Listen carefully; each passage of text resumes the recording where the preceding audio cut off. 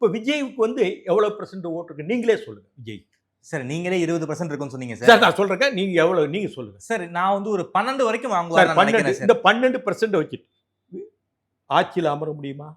தனியா போட்டி போட்டா முடியாது சார். நான் அதான் சொன்னேன். ஒண்ணு திமுக கூட்டணியில கட்சிகளை செங்கலை உருவினாப்புல உருவி நம்ம கூட்டணி கொண்டு வருவோம். முதல் அட்வைஸ். ம்.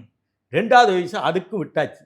இந்த ஜான் ஆரோக்கியசாமின்னு ஸ்ட்ராட்டஜிஸ்ட் இருக்கார் இல்லையா? ஆமா. இதே அன்புமணிக்கு செஞ்சு ஒன்றும் இல்லாமல் போச்சு இல்லையா? இதே சித்தராமையாவுக்கு முன்னாடி இப்போ ஆட்சிக்கு வர முன்னாடி கர்நாடகாவில் அப்பவும் ஒன்றும் இல்லாமல் போச்சு இல்லையா? அவரை நம்புறார். யாரு? விஜய். எத்தனை தொகுதிகள், இன்ன தொகுதியில் இன்ன கம்யூனிட்டி அதிகம். இப்போ கோவில்பட்டி தொகுதின்னு எங்கள் தொகுதி இருக்குங்க. ஆமா. அங்கே போட வேண்டிய ஆட்கள் என்ன ஜாதி வந்து பெருவாரியான ஜாதி இருக்காங்க. அது பேசி தான் தீரணும். இது தப்புன்னு சொல்ல முடியாது. அது ஓட்டப்பிரார்த்தை யாரை போட்டிருக்காங்க?